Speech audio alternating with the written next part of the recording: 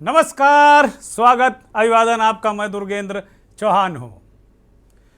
Rahul Gandhi ED की पूछताछ से मुक्त होकर राहुल गांधी आज मानो विजयी मुद्रा में कांग्रेस कार्यालय पहुंचे और कार्यकर्ताओं के बीच उन्होंने खुद को विजेता जैसा प्रस्तुत किया और ये भी कहा कि हम कांग्रेसी हैं, हम धैर्य रखना जानते हैं।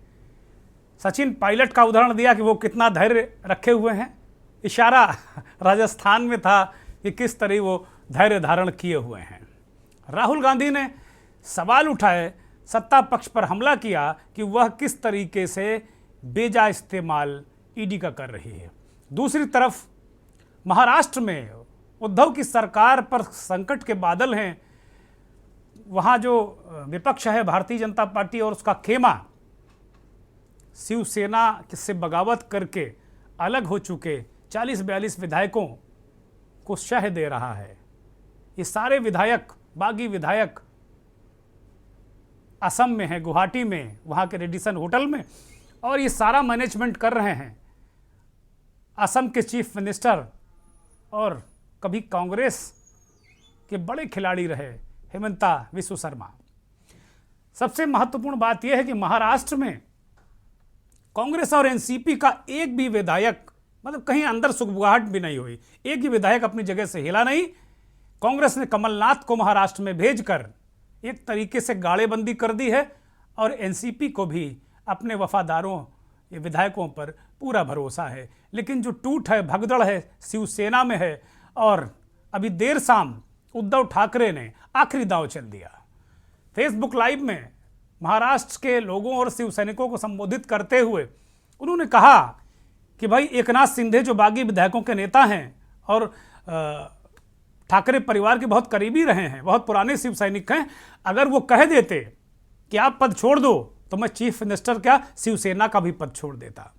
वो कह रहे हैं कि भाई अगर आप मुझसे मिलने में कोई संकोच हो, मुझसे मिलकर अगर ये कहने में संकोच हो कि आप चीफ मिनिस्टर का पद छोड़ दो तो टेलीफोन पर ही कह दो कि आप ये पद छोड़ दो, हम अपने लोगों के लिए पद छोड़ सकते हैं, चीफ मिनिस्टर का भी पद छोड़ सकते हैं और शिवसेना का जो पद है वो भी छोड़ देंगे, क्योंकि हम चाहते हैं कि महाराष्ट्र का चीफ मिनिस्टर कोई शिव सैनिक ही बने।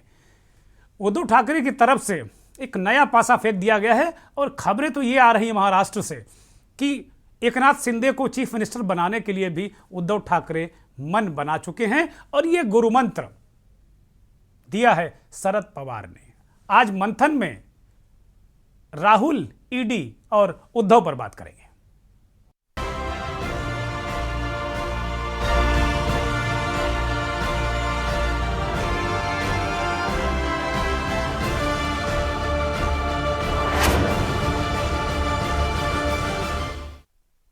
राहुल, ईडी और उद्धव। अब ईडी का हमने महाराष्ट्र से ईडी को क्यों जोड़ा?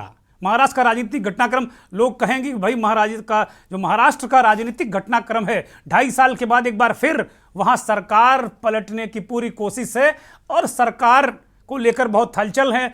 तमाम लोग ये कह रहे हैं कि अच्छा उद्धव क्या इस्तीफा दे देंगे, लेकिन देर शाम वो आए तो उन्होंने इस्तीफे की बात न करके एक आखिरी दांव चल दिया।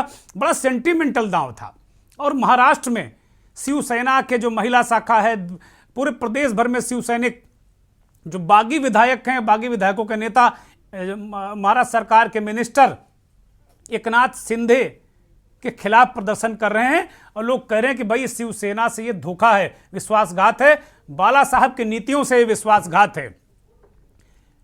ये इस तरीके के प्रदर्शन वहां चल रहे हैं। अब जो ये शिवसेना की बगावत को हवा देने वाली भारतीय जनता पार्टी उद्धव ठाकरे के इस कदम से एक तरीके से सख्ते में आ गई है। उद्धव खेमे से एकनाथ शिंदे को चीफ मिनिस्टर बनाने के लिए एक आखिरी दांव चल दिया गया है। महाराष्ट्र से जो खबरें आ रही हैं कि उद्धव ने ये पहल भी कर दी है, एक संदेश भिजवा दिया है कि आओ और चीफ मिनिस्टर की शपथ लो। अब इसके बाद एकनाथ शिंदे क्या करते हैं? वो देवेंद्र फडणवीस का भारतीय जनता पार्टी और शिवसेना के कोलिशन सरकार में वो देवेंद्र फडणवीस का डिप्टी बनना चाहते हैं या महाराष्ट्र का चीफ मिनिस्टर, ये एकनाथ शिंदे को तय करना है। और खबरें तो ये भी हैं कि कांग्रेस पार्टी और एनसीपी भी एकनाथ शिंदे को चीफ मिनिस्टर बनाने के लिए राजी हो गई है।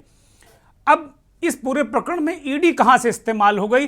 संजय राउत जो शिवसेना के सांसद हैं राज्यसभा के, वो लगातार इस बात को कह रहे हैं कि मैं जानता हूं कि एकनाथ शिंदे साहब कितने पक्के शिव सैनिक हैं, कितने मजबूत व्यक्ति हैं, लेकिन मैं जानता हूं कि ईडी का उन पर इस्तेमाल हो रहा है, उन्हें डराया जा रहा है, धमकाया जा रहा है, पुराने मामले खोले जा रहे हैं और उन्हें ईडी के दम पर शिवसेना को तोड़ने के लिए मजबूर किया गया है। ये संजय राउत लगातार बयान दे रहे हैं। शिवसेना के कई और नेताओं ने भी इस तरीके के बयान दिए।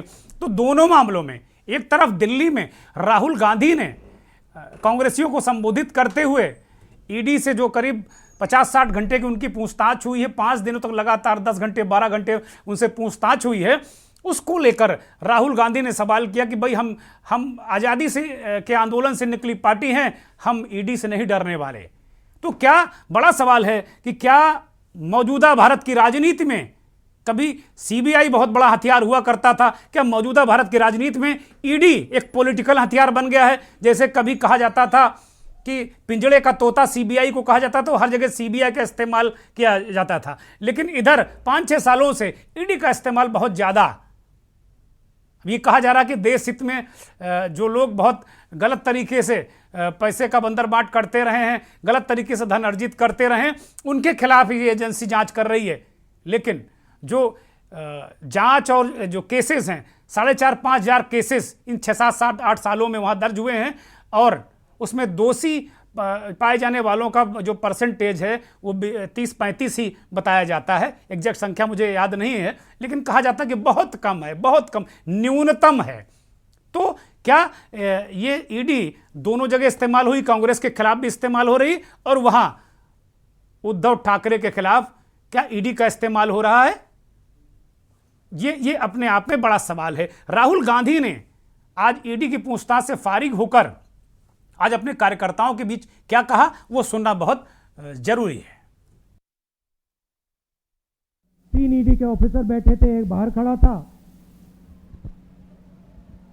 और मैं उनके साथ कमरे में बैठा। राहुल जी, एक बात आप हमें बताइए, आप यहां सुबह से बैठे हैं, आप कुर्सी से उठते नहीं हैं, आप सीधे बैठे रहते हैं और 11 घंटे हो रहे हैं, 11:30 घंटे हो रहे हैं, आप बिल्कुल थके ही नहीं हो। हम थक गए हैं मगर आप नहीं थके।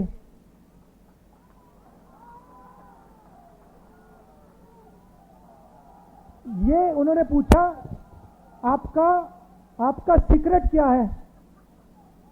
मैंने सोचा और मैंने कहा कि इनको सच्ची बात नहीं कहता हूं, दूसरी बात कह देता हूं, दूसरा कारण कह देता हूं, मगर मेन बात नहीं कहता हूं। मैंने कहा कि मैं विपासना करता हूं, उसमें बैठना पड़ता है, तो आदत लग गई है, मुझे कोई प्रॉब्लम नहीं, 6, 7, 8, 10 घंटे बैठा दो, मुझे कोई फर्क नहीं पड़ता। तो फिर उन्होंने मुझे पूछा, विपासना के बारे में पूछा, मगर सच बात तो मैंने उनको नहीं बताई। आप जानते हो सच बात क्या है? सच बात यह है कि उस कमरे में राहुल गांधी अकेला नहीं बैठा था। उस कमरे में राहुल गांधी के साथ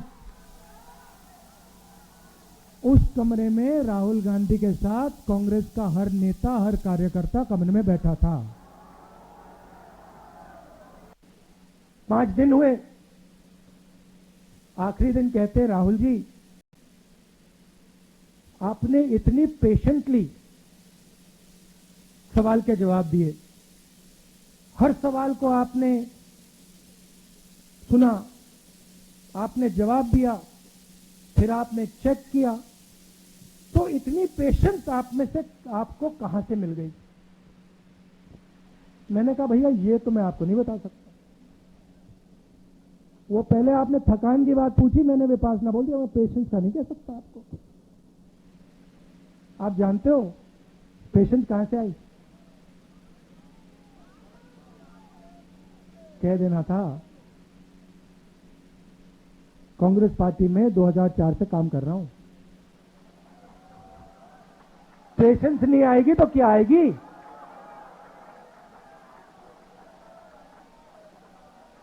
इस बात को कांग्रेस पार्टी का हर नेता समझता है। देखो बैठे हुए हैं, सचिन पायलट जी बैठे हुए हैं,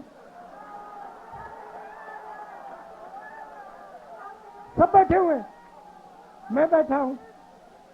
तो ये जो हमारी पार्टी है, संगठन है, सिद्धरमैया जी भी बैठे हुए हैं, रणदीप, सब बैठे हुए हैं, पेशेंटली बैठे हुए हैं, प्यार से बैठे हुए हैं। तो ये जो हमारी पार्टी है, ये हमें थकने नहीं देती है और ये हमें रोज पेशेंस सिखाती है और इसी से हमें स्ट्रेंथ आती है, इसी से हम लड़ते हैं। उधर पेशेंस की कोई जरूरत नहीं, उधर बस हाथ जोड़ दो, मत्था टेक दो, सच्चाई मत बोलो, काम हो जाएगा। उन्होंने मुझे इंटरोगेट किया, उनको भी यह बात समझ आ गई कि कांग्रेस पार्टी के नेता को डराया नहीं जा सकता है, कांग्रेस पार्टी के नेता को दबाया नहीं जा सकता है, धमकाया नहीं जा सकता है, क्योंकि कांग्रेस पार्टी सच्चाई के लिए लड़ती है। सच्चाई में पेशेंस की कोई कमी नहीं होती, सच्चाई कभी थकती नहीं है। झूठ जरूर थक जाएगा, मगर सच्चाई कभी नहीं थकती, सच्चाई में पेशेंस की कोई कमी नहीं हो सकती। तो मैं आपको दिल से धन्यवाद करना चाहता हूं। राहुल गांधी ने कहा कि भाई सच्चाई कभी थक नहीं सकती। बहुत माकूल बातें कही और बड़ी नाप तोल के राहुल गांधी ने अपने कार्यकर्ताओं के बीच, एक तरीके से यूं कहा जाए कि जो ईडी की पूछताछ है, यहां जब राहुल गांधी जाते तो कार्यकर्ता, तमाम कार्यकर्ता रोते बिलखते, नारे लगाते, सड़क पर घिसटते। कई महिला नेता, कल अलका लांबा को हम देख रहे थे, वो रो रही थी। राहुल गांधी के साथ जिस तरह सलूक किया जा रहा, कांग्रेसियों के साथ जिस तरह सलूक किया जा रहा, सड़क पर संघर्ष कर रहे थे, डंडे खा रहे थे, पुलिस के बूट के ठोकर खा रहे थे, संघर्ष कर रहे थे।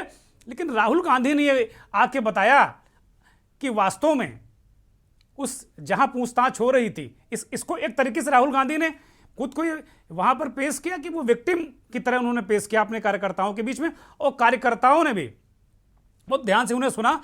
उन्होंने इस बात का जिक्र किया कि उसके अंदर पार्टी में नया जोश भरने के लिए कहा कि भाई जो जिस रूम में पूछताछ हो रही थी, कमरे में पूछताछ हो रही थी, वहां पर राहुल गांधी अकेला नहीं था, बल्कि एक एक नेता और कार्यकर्ता वहां था।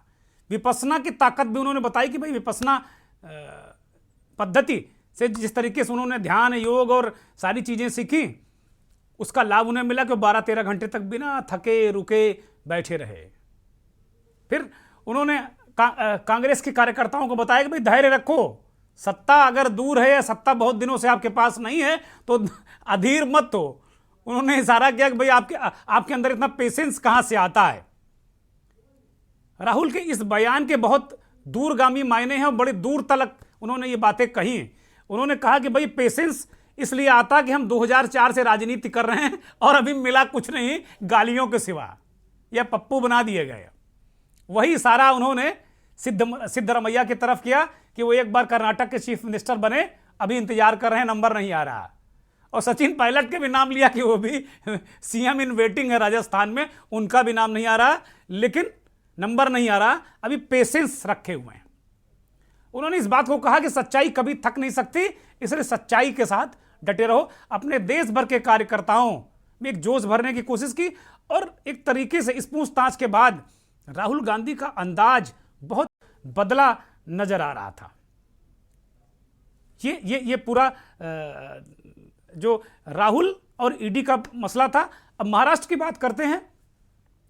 महाराष्ट्र में संजय राउत जो शिवसेना के सांसद हैं, उन्होंने कहा कि हम संघर्ष करेंगे और ज्यादा से ज्यादा क्या होगा, सरकार चली जाएगी और क्या होगा। शिव सैनिक कभी भी संघर्ष से पीछे नहीं हटते, बाला साहब ने यही बात बताई है।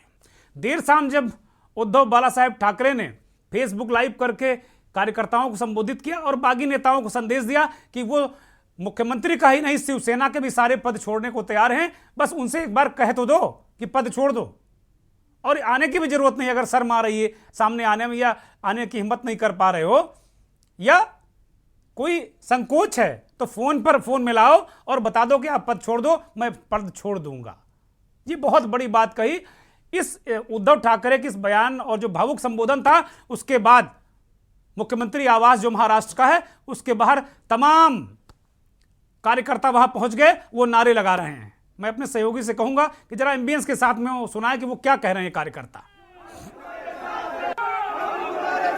इसे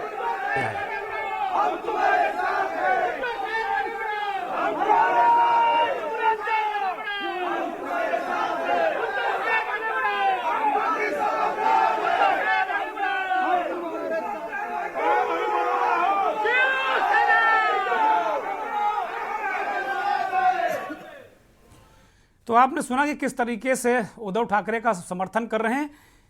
एक विधायक जिनके बारे में ट्वीट किया था और लगातार बयान दिए संजय राउत ने कि उनको जबरदस्ती ले जाया गया सूरत और उन्हें मारा गया, कूटा गया, उनकी तबीयत खराब हुई, अस्पताल में भर्ती कर दिया गया नितिन देशमुख। और नितिन देशमुख के परिवार ने महाराष्ट्र में मुकदमा भी लिखाया कि उनके अपहरण का मुकदमा लिखा है। ये आपके टीवी स्क्रीन पर नितिन देशमुख नजर आ रहे हैं। काफ़ी हंगामा मुकदमा लिखने के बाद सूरत में जहां विधायकों को रखा गया था, वहां से किसी तरह छूट कर आ गए हैं। और ये हवाई अड्डे पर क्या कह रहे हैं, कैसे विधायकों को बंद करके रखा गया, कैसे उन्हें मारा पीटा गया, ये भी सुनना जरूरी है। कि रात को 3 बजे मैं होटल से 12 बजे निकला हूँ, रास्ते पे 3 बजे खड़ा था, लेकिन 100-200 पुलिस मेरे पीछे थे। मैं कोई वाहन आया तो वाहन में मैं बैठना चाहता था, लेकिन कोई वाहन में मेरे को बैठने नहीं देते थे। बाद में 100-150 पुलिस ने उठा के मेरे को हॉस्पिटल में लेके गए और वहाँ ऐसा एक नाटक रचा है कि मेरे को अटैक आ गया और ऐसा संदेश ही दिया। लेकिन अटैक आने का कारण बता के कुछ तो भी मेरे बॉडी पे प्रक्रिया करना चाहते थे, यानी मेरा घात करना चाहते थे, लेकिन ईश्वर की कृपा से मैं सही सलामत हूँ, अभी भी अच्छा हूँ। मेरे को कोई प्रकार का अटैक आया नहीं, कोई प्रकार की मेरी बीपी शुद्धा बढ़ी नहीं है। आप किसके साथ हो? और मैं उद्धव जी ठाकरे साहब के साथ में हूँ, हमारे नेता जी है। तो नितिन देशमुख ने कहा कि भाई उद्धव बाला साहब ठाकरे के साथी हो, इसमें कोई कहने की बात है। ये पूरा प्रकरण है। और आज ईडी का दोनों जगह क्या कनेक्शन है, इसी पर मंथन करेंगे। हमारे साथ राजनीतिक विश्लेषक बिलाल सब्जवारी साहब जुड़ गए हैं दिल्ली से। बहुत स्वागत बिलाल भाई। विनीत शुक्ला भारतीय जनता पार्टी के प्रवक्ता हैं, उत्तर प्रदेश से हमारे साथ जुड़े हैं। बहुत स्वागत शुक्ला जी। रणविजय सिंह जी हमारे साथ जुड़ गए हैं, देश के जाने माने संपादक हैं, बहुत वरिष्ठ पत्रकार हैं और तमाम मीडिया संस्थानों में संपादक के पद पर रणविजय सिंह जी रह चुके हैं। बहुत स्वागत रणविजय सिंह जी। और सुधा मिश्रा कांग्रेस की प्रवक्ता हैं, वो भी जुड़ गई। सुधा जी आपका ये बहुत स्वागत, बहुत अभिनंदन। सबसे पहले शुरुआत करते हैं रणविजय सिंह जी से। रणविजय जी, आपने पूरा दृश्य देखा, परिदृश्य देखा। एक घटनाक्रम महाराष्ट्र में चल रहा है, एक घटनाक्रम दिल्ली में चल रहा है। राहुल गांधी ईडी से पूछताछ के बाद वो बता रहे हैं कि कितनी मजबूती के साथ में वो खड़े हैं और वो एक तरीके से खुद को विक्टिमाइज कर रहे हैं। और दूसरी तरफ महाराष्ट्र में संजय राउत कहते हैं कि भाई जो उनके शिवसेना के एकनाथ शिंदे हैं, जिन्होंने तोड़फोड़ कर डाली, तमाम विधायक लेकर वो चले गए, उन्हें डराया जा रहा, धमकाया जा रहा। तो मंथन में आज मेरा यही सवाल होगा कि क्या सीबीआई की तरह, जैसे सीबीआई का तोता कभी बड़ा मशहूर हो गया था और दूसरे शब्दों में कहा जाए बड़ा कुख्यात हो गया था, चाहे वो यूपीए की गवर्नमेंट हो और चाहे अन्य सरकारें रही हों, सीबीआई का जो तोता है वो पिंजड़े में बंद रहता था, जब उसको खोल दिया जाता था तो वो निकल पड़ता था कहीं ना कहीं अपना निशाना लगाने। तो क्या अब ईडी का उसी तरह प्रयोग किया जा रहा, क्या एक राजनीतिक हथियार बन गया है ईडी? रणविजय सिंह जी। ईडी की जो गरिमा है, जो उसका जनमानस में विश्वसनीयता थी, वो इस सरकार ने खो दिया। जो भी राजनेता बोलता है या जो असहमति व्यक्त करता है, उसके खिलाफ ईडी दौड़ा दी जाती है। और ईडी भी सीबीआई की तरह से अब तोता बन गई है। 5 दिन चाहे वो राहुल गांधी जी के साथ पूछताछ हुआ हो नेशनल हेराल्ड मामले में, अब जिस तरह से पूरा प्रदेश महाराष्ट्र का है, उससे उससे ये बात ध्वनित हो रही है कि सीबीआई और ईडी ने जिस तरह से सबको, कुछ प्रभावी नेताओं को, शिवसेना के लोगों को दिखाया है कि भाई आप जो है हमारे हिसाब से चलिए तो आपके का जय जय, नहीं तो आपको तो फिर पूछताछ के लिए आना पड़ेगा, जेल जाना पड़ेगा। क्योंकि महाराष्ट्र के गृह मंत्री और एक और मंत्री जो है वो ईडी के चक्कर में जेल में है ही हैं। तो अब और संजय राउत के घर भी, संजय राउत के घर, उनके रिश्तेदारों घर भी दबिश हो चुकी है। संजय राउत खुद कह रहे हैं कि भाई मुझे डराने की कोशिश की गई ईडी के जरिए, लेकिन मैं नहीं डरा, मैं डटा हूं, डरा नहीं हूं। नहीं, अब ये है कि इसमें तो ये है कि एक मोटा मेरे पास आंकड़ा है, उसमें थोड़ा बहुत इधर उधर हो सकता है कि 1150 या 1200 मामले जो इस सरकार के शासनकाल में ईडी के दर्ज हुए हैं, और जिसमें से 1150 मामले इसी सरकार के हैं, के दोनों टेन्योर के हैं, और किसी में कोई सार्थक परिणाम पर अभी पहुंची नहीं है। चाहे वो नेशनल हेराल्ड मामले में हो, 7 साल 8 साल बाद फिर से पूछताछ शुरू हुई।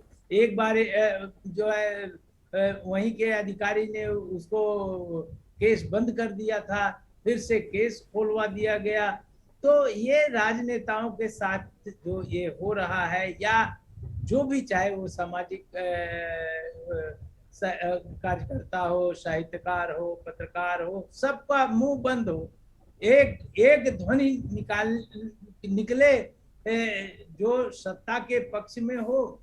इस तरह की सहमति बनाने की जो कोशिश इन एजेंसियों के द्वारा की जा रही है, उससे ये है कि पूरे जनमानस में इन एजेंसियों को लोग सत्ता के टट्टू जो है समझ करके अपना एक धारणा बना रहे हैं, जो आने वाले दिनों में लोकतंत्र के लिए सबसे बड़ा गंभीर खतरा और सबसे बड़ी चुनौती है कि इससे कैसे निपटा जाए। ठीक बात है रणविजय जी, ठीक बात है, बिल्कुल ठीक बात है। सुधा जी, राहुल गांधी अपने आप को विक्टिमाइज करके पेश कर रहे हैं और वो कह रहे हैं कि भाई मैं जब उस रूम में था जहां पूछताछ हो रही थी, तो चूंकि मैंने विपस्सना ट्रेनिंग की, तो मैं 12-13 घंटे मेरे लिए बैठना बड़ा आम है।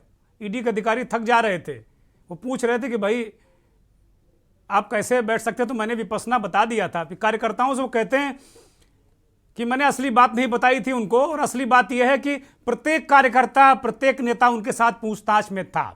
एक बात ये कहते हैं। दूसरी बात वो कहते हैं कि ईडी का इस्तेमाल तब तक आपके खिलाफ नहीं होगा जब आप जाके घुटने टेक दें, त्राहिमाम कर दें, प्रणाम कर दें। वही बात रणविजय सिंह जी कह रहे हैं। तो राहुल गांधी अपने आप को विक्टिमाइज क्यों पेश कर रहे हो? तो बहुत बड़े नेता हैं। सुधा जी, जी मेरी आवाज आ रही है दुर्गेन जी? सुधा जी, हमारे दर्शक आपको सुन रहे हैं, कृपया अपनी बात रखें। जी दुर्गेन जी, आवाज आ रही है ना मेरी? हाँ बिल्कुल, दर्शक सुन पा रहे हैं आपको। जी जी जी दुर्गेन जी, जैसा कि आपने कहा कि उन्होंने विक्टिमाइज अपने आप को पेश किया, तो मैं इसको कतई नहीं मानती हूँ, क्योंकि हम लोग साथ में वहीं भी मौजूद थे जब वो बातें कर रहे थे। तो कहीं से भी उन्होंने विक्टिमाइज नहीं किया, उन्होंने उन्हीं तथ्यों को रखा जो सत्य है। उसमें से ऐसी कोई बात नहीं थी, न तो वो डरे, न तो उन्होंने कहा कि नहीं हमें कुछ समय चाहिए। जितने घंटों की पूछताछ चलनी थी चलती रही। उन्होंने बस कहा कि धैर्य की परीक्षा ले रहे हैं, और जब सत्य में धैर्य की जरूरत है, सत्य है, तो सत्य को चाहे कितने भी घंटे पूछा जाएगा, सत्य नहीं बदलने वाला। झूठ को बार बार आपको अलग अलग झूठ बोल के उसको ढकना पड़ता है, लेकिन सत्य हमेशा आप याद रखो न रखो, उसको आपको बताने की बार बार जरूरत नहीं होती। जो सत्य है, कंपनी की बात हो रही है, सबको मालूम है कि नो प्रॉफिट नो लॉस की कंपनी, कैसे क्या किया गया था, सारे तथ्य सबको मालूम है। इवन अभी आपने सुना होगा, जिन्होंने इस केस को दर्ज कराया था, उनका भी बयान आया है कि भारतीय जनता पार्टी अपने ऊपर उसका क्रेडिट लेना चाहती है, वो उनपे ही प्रश्न कर रहे हैं। तो किस तरह से राजनीतिक रूप से इस चीजों को किया जा रहा है, दुर्गेन जी आपको भी समझ में आ रहा होगा। तो बिल्कुल सत्य को दबाने के लिए, और खास एक विपक्ष आवाज लोगों तक ना पहुंचा पाए। आप दिल्ली की सड़कों पे अगर देखेंगे दुर्गेन जी, आप लोग देख ही रहे होंगे, आप लोगों को पहुंचने भी नहीं दिया जा रहा है वहां तक। जिस तरह से फोर्स लगाई गई है, छावनी तब्दील कर दिया गया है। कल का परिदृश्य ये था कि हमें अपने एआईसीसी से पहुंचने के लिए दिन भर मशक्कत करना पड़ा, हम वहां पहुंच नहीं पा रहे थे। जिस तरह से पुलिस फोर्स हम लोगों को पकड़ के धकेल के बसों में भर रहे थे, लग रहा था कि हम इतने बड़े अपराधी हैं। सुधा जी रोक रहा हूं आपको, एक ब्रेक का इशारा हो रहा है। ब्रेक के बाद हम जब लौटेंगे तो आपसे सवाल करेंगे कि क्या राहुल गांधी ये बात क्यों कह रहे हैं? भाई एक ईडी तो एक एजेंसी है और जो गलत करेगा उसी के खिलाफ एजेंसियां जांच करती हैं, तो वो ये क्यों कह रहे हैं कि जो त्राहिमाम करेगा वो चाहे जितना बड़ा भ्रष्टाचारी हो, चाहे जितना बड़ा आर्थिक अपराधी हो, उसको मुक्ति मिल जाएगी, और जो खड़ा रहेगा, डटा रहेगा, उसका उत्पीड़न होगा, चाहे वो महाराष्ट्र हो और चाहे कांग्रेस पार्टी के नेता हो। एक ब्रेक के लिए रुक रहे हैं। आप देख रहे हैं के न्यूज, खबरों का सारथी। देखें कौन नया खिलाड़ी आया है, समझा देते हैं, प्यार से समझाएंगे। ये तो अपनी जुबान है। जुबान एक हो तो दिल भी एक होने चाहिए। विमल बोलो जुबान केसरी। गोल्डी हिंग का तड़का लगे तो सभी दबा के खाते हैं। गोल्डी हिंग कण कण में जान। हर लेट नाइट पार्टी टेंशन का जश्न, चौड़ी हो छाती तो टशन का जश्न। जहां इंडिया करे सेलिब्रेशन, वहां होए टशन का जश्न। राजश्री इलायची टशन का जश्न।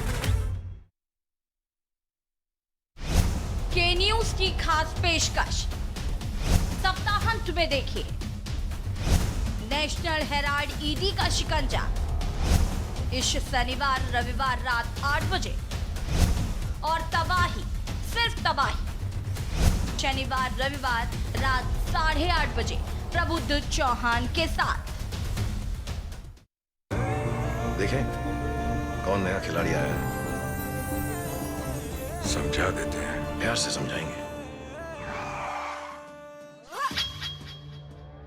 ये तो अपनी जुबान है। जुबान एक हो तो दिल भी एक होने चाहिए। विमल बोलो जुबान केसरी। आप देख रहे हैं के न्यूज, खबरों का सारथी।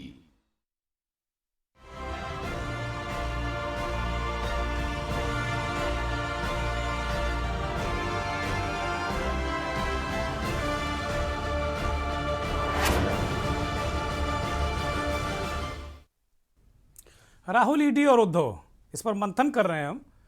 ब्रेक पर जाने से पहले सुधा मिश्रा कांग्रेस की प्रवक्ता, उनसे बातचीत हो रही थी, बहुत सारे दलीलें वो दे रही थी। मेरा सवाल वही होगा जो ब्रेक पर जाने से पहले सुधा जी, कि राहुल गांधी की अच्छी खासी एजेंसी जो भ्रष्टाचार के खिलाफ काम कर रही है, राहुल गांधी सवाल उठाते हैं कि ये सरकार संवैधानिक संस्थाओं को संकट में डाल रही है, उनको मिटा रही है, और वो खुद एक संवैधानिक संस्था को डिफेम कर रहे हैं। ऐसा क्यों कर रहे हैं राहुल गांधी, सुधा जी?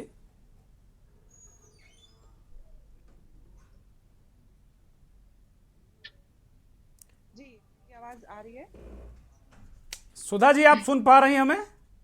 जी जी, आपकी आवाज आ रही है मुझे।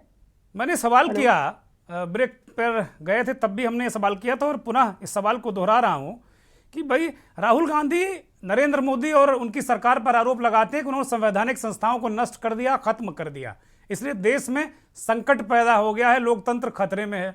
और एक अच्छी खासी जो प्रवर्तन निदेशालय नाम की पूरी व्यवस्था है भ्रष्टाचार पर अंकुश लगाने के लिए, उस पर राहुल गांधी उसको ही डिफेम करते हैं, उसको ही बदनाम करते हैं। क्यों करते हैं भाई ऐसा राहुल गांधी? दुर्गेन जी, अभी आपने पत्रकार महोदय से भी बात की थी। डिफेम करने की जरूरत हमें है ही नहीं, जब आपके पार्टी के लोग ही सीधे कह रहे हैं। क्योंकि स्वामी जी का आपने बयान तो बिल्कुल देखा होगा, जब उन्होंने सीधे ईडी पे प्रश्न लगाया कि इतने सालों में किसी और को ढूंढ नहीं पाई, तो आप समझ सकते हो कि जब सरकार किसी तंत्र के लोगों को डरा के कि अगर तुमने ये नहीं किया तो तुम कहीं पे रहने वाले नहीं हो, तो जब डर से कार्य होता है तो सत्य और झूठ का फर्क अपने आप मिट जाता है। राहुल जी ने सत्य रखा आपके सामने। महाराष्ट्र की जो गतिविधियां चल रही हैं, महाराष्ट्र में जिस तरह से सरकार को अस्थिर करने का तीसरी बार प्रयास किया गया, ये आप सबको पता है, इसमें कुछ बताने की जरूरत नहीं, कोई बात नहीं हो रही है। लेकिन इसमें इन लोगों का जो ये तरीका है कि किसी भी तरह से जब हम कुछ और न कर पाए तो ये लगा देंगे पीछे ईडी। अब ईडी का जो कार्य था, उस कार्य को हटा के जब सारे सैनिक जो अधिकारी जिनको कुछ और करना था उन्होंने दिल्ली में लगा दिया, कहीं पे ईडी लगा दिया। मतलब इनको अपने अनुसार अपने फायदे के लिए संस्थाओं का प्रयोग करना है। ठीक बात है। विनीत जी से सवालों का जवाब लेते हैं। विनीत जी, बहुत सारे लोग बार बार ईडी पर उंगली उठा रहे हैं, विपक्ष के लोग भी उठा रहे हैं, पत्रकार भी कुछ इस पर उंगली उठा रहे हैं, बाकी तो खैर आपको पता ही है। क्या बात है कि बार बार एक एजेंसी पर उंगली उठ रही है? कभी सीबीआई पर उंगली उठती थी, कभी जब आप विपक्ष में थे तब आप सीबीआई पर उंगली उठाया करते थे, आपकी पार्टी उठाया करती थी। क्या मसला है? राहुल गांधी से लेकर महाराष्ट्र में उद्धव ठाकरे हो चाहे संजय राउत हो, ये क्यों एक ही इर्द गिर्द आ जाते हैं कि क्या ईडी राजनीतिक हथियार बन गया है भारतीय जनता पार्टी का? विनीत जी।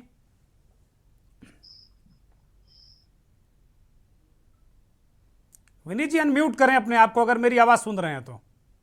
जी जवाब दें विनीत जी।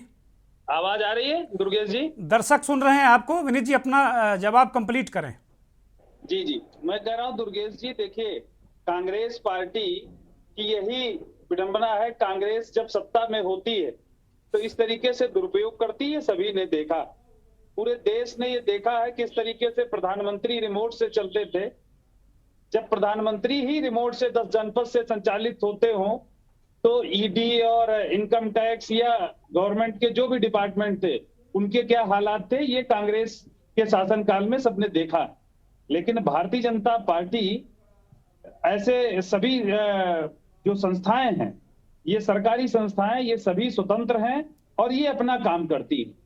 इन सब पर केस, आय से अधिक संपत्ति का मामला चाहे इन पर हो, चाहे प्रियंका पे हो, चाहे इनके दामाद सोनिया जी के दामाद हैं या सोनिया गांधी पर, स्वयं इनके ऊपर इनकम टैक्स का और इसका आय से अधिक संपत्ति का मामला चल रहा है।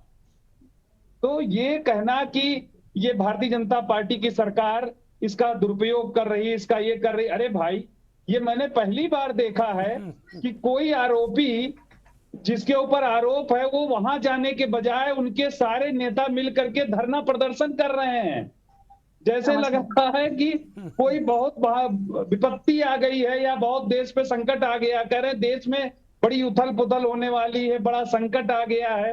अरे एक व्यक्ति ने अपना आय का ब्यौरा सही से देना है, उसको 5,000 करोड़ रुपए का मामला है। अब उसको लेकर के अगर आपके ऊपर इनकम टैक्स और ईडी छापा डालती है या उससे पूछताछ है तो उसमें आपको दिक्कत क्या? आप जाइए अपना, आप अगर सच्चे हैं तो आप अपना हिसाब किताब दीजिए, क्लियर करिए, खाता क्लियर करिए और आइए घर बैठिए।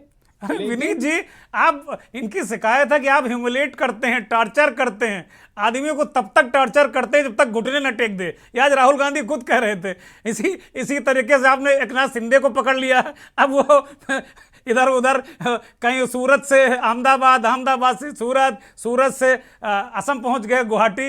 ये विपक्ष कह रहा कि ये जो ईडी से डरा के, डंडा दिखा के आप जो टॉर्चर करते हैं ना, वो बहुत मुश्किल काम होता है। दुर्गेश जी कौन कह रहा है? क्या यही सुधा मिश्रा कह रही है? नहीं, देखिए ये लोग तो कह सकते हैं क्योंकि इन लोगों के पास अभी कोई काम नहीं है। कांग्रेस के लोग सिर्फ यही सब कह सकते हैं अपनी सफाई देने के बजाय। आपको अगर सच्चे हैं तो आपके इतने मुख्यमंत्री और ये सब ड्रामेबाजी करने की क्या जरूरत है? आपके ऊपर आय से अधिक संपत्ति का मामला चल रहा है। गमले में जो है पता नहीं कौन सी खेती कांग्रेस के लोग कर लेते हैं जो अरबों रुपए की हो जाती है। तमाम घोटाले तो बंद कर दीजिए ना उठा के। आप लोग बंद भी नहीं करते हैं, आप लोग खेला बनाए रहते हैं। 8 साल से रॉबर्ट वाड्रा को खेला बनाए हुए हैं आप। और अरे वाड्रा जी को जेल भेजिए, प्रियंका जी को जेल भेजिए, राहुल जी को जेल भेजिए, 75 साल की सोनिया को भी जेल भेजिए। आप लोग भी लहराते रहते हैं, डराते रहते हैं। आपके पास आएंगे विनीत जी। बिलाल सब्जवारी राजनीतिक विश्लेषक हैं, दिल्ली से जुड़ गए हैं। बिलाल जी, ये ईडी को लेकर बड़ा इस समय विपक्ष भी हमलावर है और सत्ता पक्ष कह रहा है कि भाई ये लोग खुद ही भ्रष्टाचारी हैं, गड़बड़ करते रहते हैं। तो आज जो हमने मंथन में विषय रखा कि राहुल, ईडी और उद्धव, मतलब ईडी का प्रकोप जो महाराष्ट्र में उथल पुथल देख रहे हैं आप, उसमें भी कहीं ना कहीं नेता आरोप लगा रहे हैं। इस पूरे परिदृश्य को कैसे देखते हैं आप बिलाल भाई? देखिए दुर्गेंद्र जी, एक तो रियलिटी होती है और एक होता है पॉलिटिकल परसेप्शन। रियलिटी की अगर आप बात करें तो एक पुरानी कहावत है कि सांच को आंच नहीं, जो सच्चा है उसे किसी भी तरह से डरने की जरूरत नहीं, और वो शख्स जिसके हाथ कोयले की दलाली में काले हुए हैं वो बच नहीं सकता इन जांच एजेंसियों के माध्यम से। और एक होता है पॉलिटिकल परसेप्शन। पॉलिटिक्स में इन एजेंसीज का इस्तेमाल हमेशा से होता रहा है, चाहे वो कांग्रेस हो या भारतीय जनता पार्टी हो। आज के समय में जो एक पॉलिटिकल अवधारणा बनी है उसको देखते हुए ऐसा लगता है, ऐसा प्रतीत होता है कि इसका एक पॉलिटिकल मैसेजिंग करने की कोशिश की गई है कि अपने विपक्षियों को, अपने विरोधियों को ईडी के माध्यम से दबाव बनाओ, और जो विधायिका है, जो लोकतंत्र है, उस पर किस तरह से डाका डाला जाता है, ये उदाहरण महाराष्ट्र में आप देख सकते हैं। लेकिन मैं यहाँ एक बात बताना चाहता हूं कि ईडी के दबाव में सिर्फ वही लोग आते हैं जो करप्ट होते हैं, और जो करप्ट नहीं होते वो ईडी क्या, सीबीआई का, एनआईए का, किसी के दबाव में नहीं आते। ये फैक्ट है, क्योंकि मैंने भी इन जांच एजेंसियों को कवर किया है। रहा सवाल नेशनल हेराल्ड का, देखिए जब ये मामला बना था तो राहुल गांधी उन दिनों 2004 में पॉलिटिक्स में एंट्री ले रहे थे, और ये सारा मैकेनिज्म उनकी मदर मोतीलाल वोरा ट्रेजरर और सोनिया गांधी के जो पॉलिटिकल एडवाइजर अहमद पटेल वो देखा करते थे। तो राहुल गांधी का इसमें इतना बड़ा दखल नहीं था, उनसे जो कहा जाता था वो उस काम को अंजाम दिया करते थे। लेकिन इसके अंदर टेक्निकल खामियां हुई हैं, इवैल्यूएशन की इसमें यकीनन गलती हुई है, जिसकी वजह से आज कांग्रेस पार्टी को इन सब चीजों का सामना करना पड़ रहा है।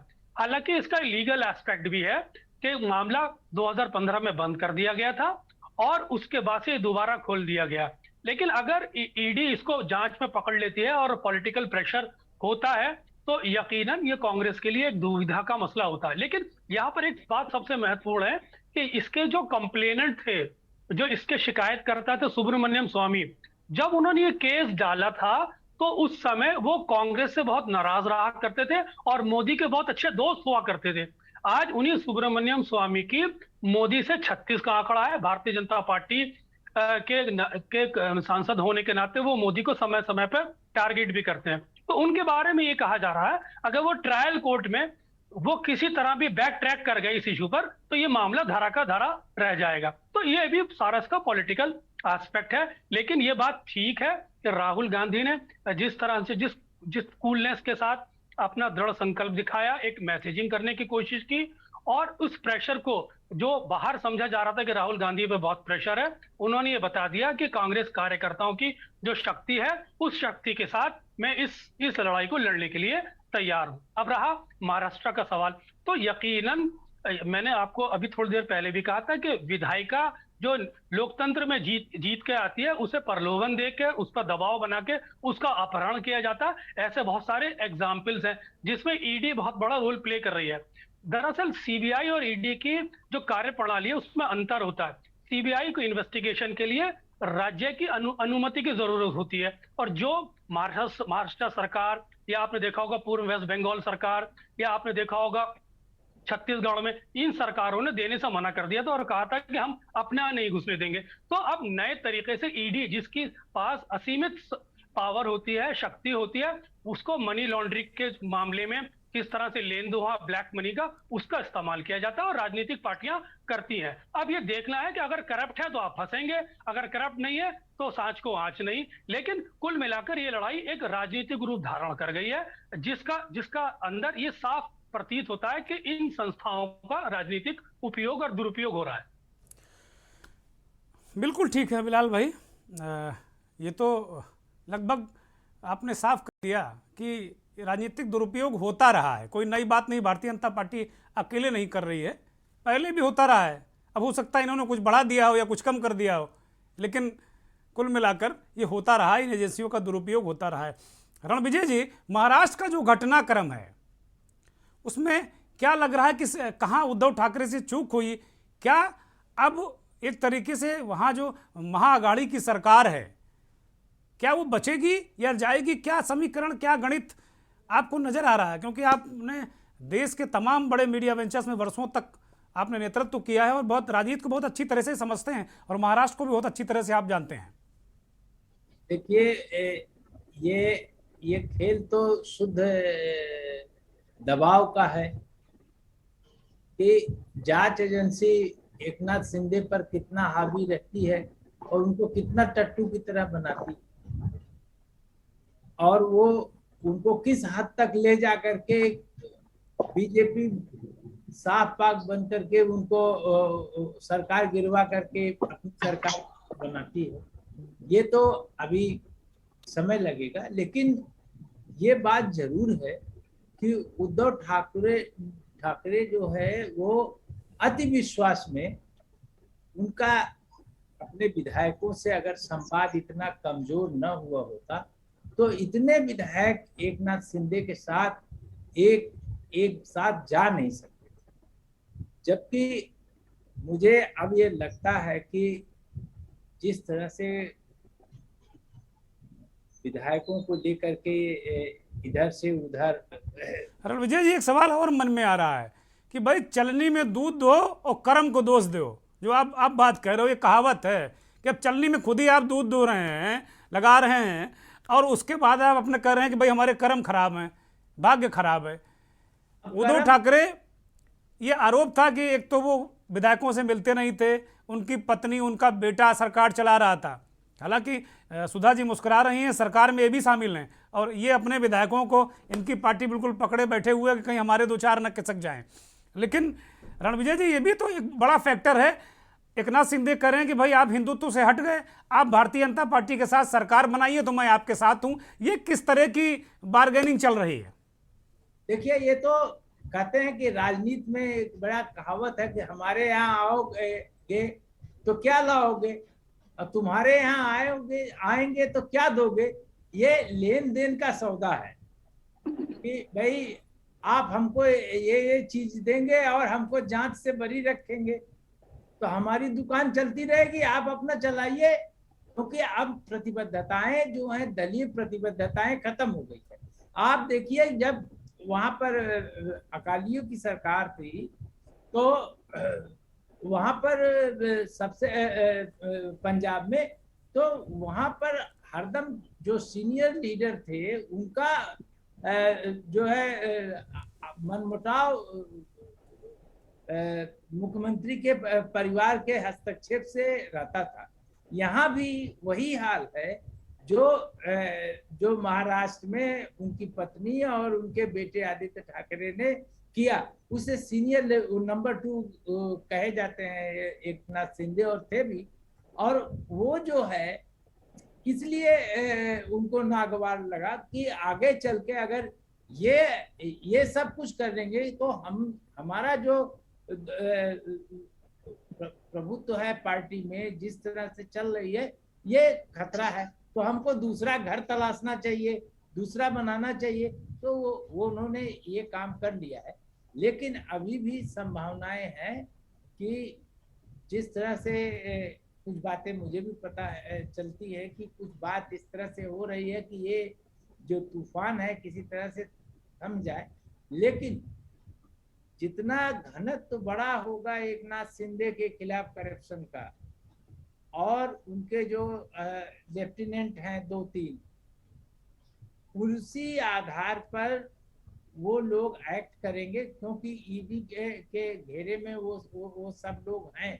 इसका स्पष्ट जो है वाचन जो है उनकी पार्टी के लोग कर रहे हैं और ये सारे दूसरी पार्टी के लोग भी कर रहे हैं।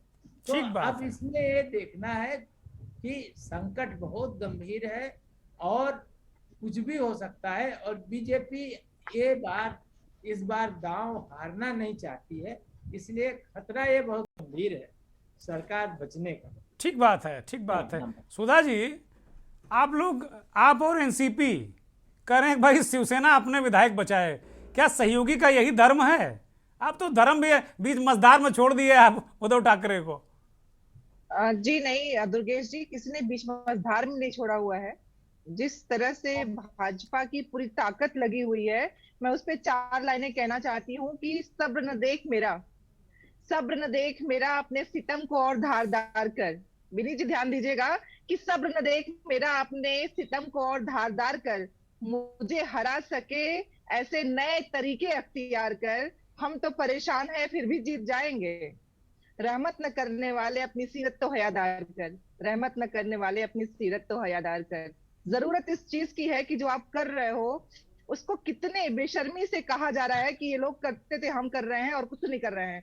लोग बिकने को तैयार हैं, लोग सेंटेंस यूज करें कि बिकने को तैयार नहीं। ये नहीं कह रहे कि हम डरा रहे हैं कि तुम्हें अगर नहीं जाओगे तो फंसाएंगे।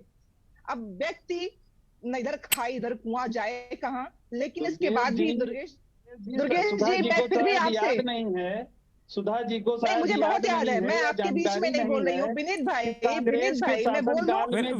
विनीत जी कंप्लीट करने दिए, फिर आप ही के पास आ रहा हूँ। सुधा जी को कंप्लीट करने दिए, बस 40 सेकंड और। लगातार किया गया। गुजरात में मुख्यमंत्री थे आदरणीय मोदी जी, और उन पर किस तरीके की कार्रवाई की गई, इसके बावजूद देखिए उन्होंने सब कुछ फेस किया, और कभी भी भारतीय जनता पार्टी ने इस तरीके से उनके लिए उस पर धरना प्रदर्शन नहीं किया जिस तरीके से इन लोगों ने दुरुपयोग धरना प्रदर्शन की बात तो प्लीज आप न करिए। सिलेंडर के दाम पे सिलेंडर लेकिन आते थे आप लोग, कैसी बात कर रहे हैं? डरने की बात तो आप बिल्कुल न करें विनीत भाई, डरने की बात तो आप बिल्कुल न करिए। ड्रामेबाजी आपके पास है, ड्रामेबाजी आप लोग करते हो। जब आपके पास तथ्य है विनीत भाई, मुझे कंप्लीट करने दीजिए। विनीत भाई तो बता नहीं रहे क्या? नहीं, कौन ड्रामाबाजी कर रहा है बता नहीं रहे क्या? किसने मना किया? कोई ड्रामाबाजी नहीं है। कहाँ लिखा हुआ है कि विरोध करना संविधान के उसमें नहीं आता है? ये आप लोग बताएंगे क्या? आपसे लेंगे क्या? विनीत जी इतना पुराना बदला लेंगे आप मोदी जी वाला? बहुत बहुत गजब है भाई, इतना पुराना बदला आप राहुल गांधी से लेंगे? ये बात ठीक नहीं विनीत जी। इस देश की जनता ने ही सर्टिफिकेट कांग्रेस को दिया है। जी नहीं, ऐसा नहीं है। आप जिस तरह उन्माद फैला, हमें अपने कर्म न बताइए, हमारे कर्म आप न बताइए, अपने कर्मों को देखिए, अपने कर्मों को देखिए। 2 सीट जो आपने किए, जो कांग्रेस पार्टी ने इस देश में भ्रष्टाचार और लूट किया है, उसकी वजह से देश आज किस कंगार पर पहुंचा था। विनीत भाई पहले मेरी बात सुनिए, पहले कंफर्म कर लीजिए, पहले कंफर्म कर लीजिए। और ताकतवर बनाने के लिए जिस तरीके से काम चुप कराए कि मैं बोलूं पहले। विनीत जी 40 सेकंड दे दीजिए, फिर आप आइए। 40 सेकंड केवल सुधा को। दुर्गेश जी इनसे जरा पूछ लीजिए कि ये लोग कहते हैं 70 साल में कुछ हुआ ही नहीं, फिर ये लोग कहते हैं भ्रष्टाचार किया। अरे पहले खुद को तो बता दो कि किया है कि नहीं किया है। आप लोग रोज सबको गिनाते हो, कुछ किया ही नहीं, कुछ किया ही नहीं, सब कुछ संपत्ति को बेचने को जनता तैयार हो, सब कुछ। विनीत जी जवाब दीजिए। सुधा जी ने आपसे बड़ा अहम सवाल किया है। सुधा जी विनीत जी को जवाब देने दीजिए। विनीत जी। दुर्गेश जी, कांग्रेस के लोग हों या अन्य लोग हों, मैं ये कहता हूं कि इनके देखिए पूर्व गृह मंत्री रहे केंद्र के, वो जेल किस मामले में गए थे? पी चिदम्बरम जी किस मामले में जेल गए थे? और इनके दामाद जी जो है वो उनपे कौन सा केस चल रहा है? गरीबों की जमीन हथियाने के चक्कर में। अरे विनीत भाई आप क्या बात है? राहुल आप हमें प्रश्न का उत्तर दीजिए। नहीं, बाड्रा का क्या है? तो जेल भेजिए, तो जेल जला भेजिए। चलिए ठीक है, बिल्कुल ठीक है। अब आरोप प्रत्यारोप निश्चित तौर पर एक दूसरे को लगाने चाहिए, सत्ता पक्ष और विपक्ष लगाता है।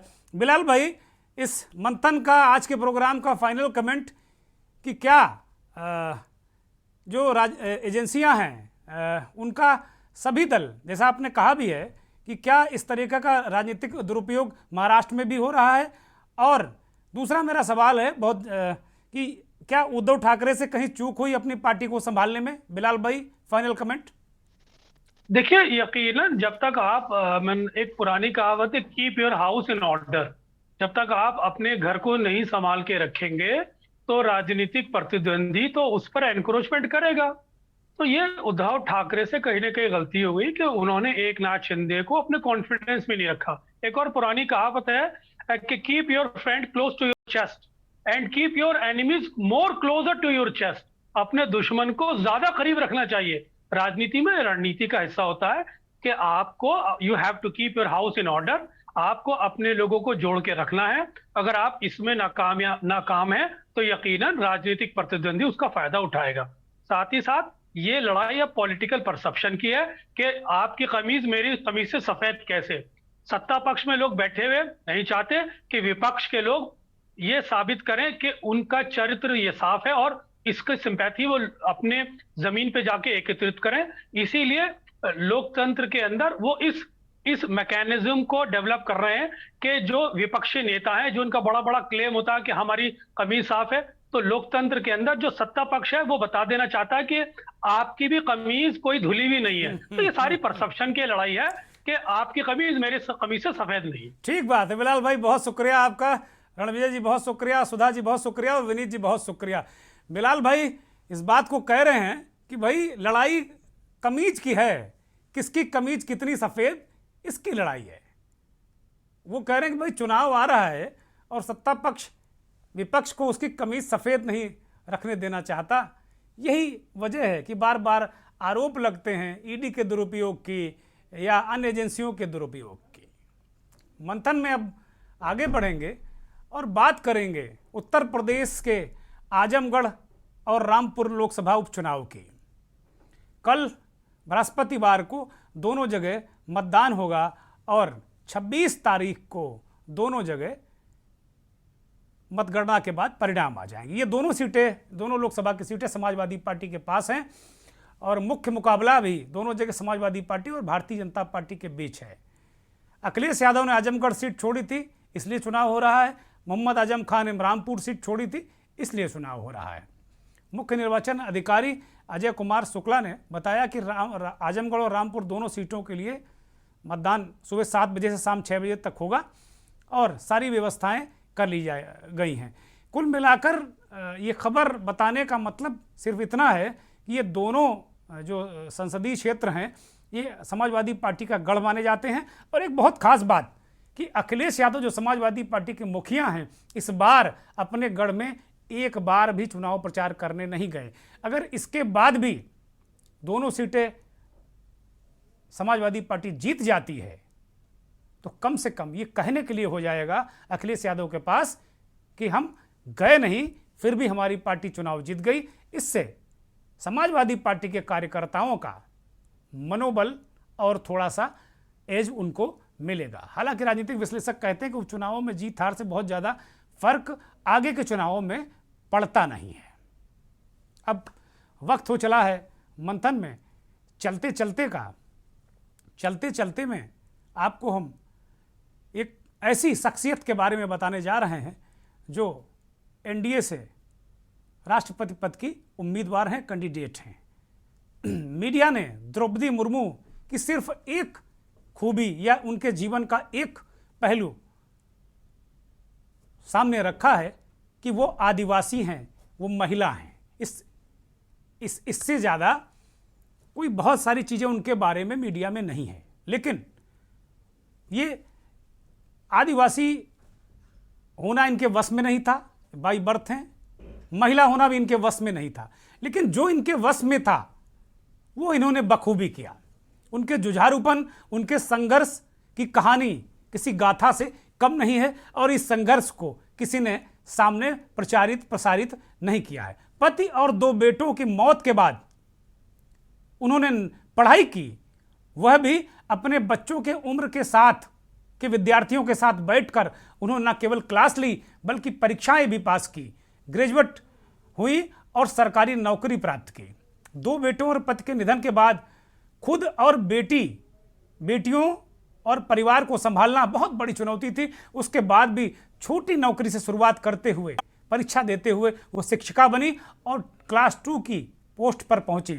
फिर राजनीति में आई उड़ीसा से और विधायक बनी, उड़ीसा की मंत्री भी बनी, केंद्र सरकार में भी मंत्री और झारखंड की राज्यपाल। ये इतना संघर्ष वाला सफर है उनका। और अब वो भारत की प्रथम नागरिक के लिए होने वाले चुनाव मैदान में जिस हिसाब से एनडीए का बहुमत है, जिस हिसाब से एनडीए का जो वोटों का वेटेज है, उस हिसाब से ये माना जा रहा है कि द्रौपदी मुर्मू भारत की राष्ट्रपति बन जाएंगी, यानी उनका चुना जाना तय है।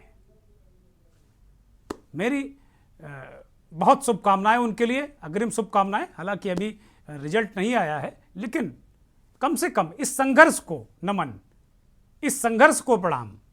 और भारत की प्रत्येक नारी के लिए द्रौपदी मुर्मू एक संघर्ष की जीती जागती किताब है। इस किताब को पढ़िए और प्रेरणा लीजिए। बहुत बहुत धन्यवाद। नमस्कार।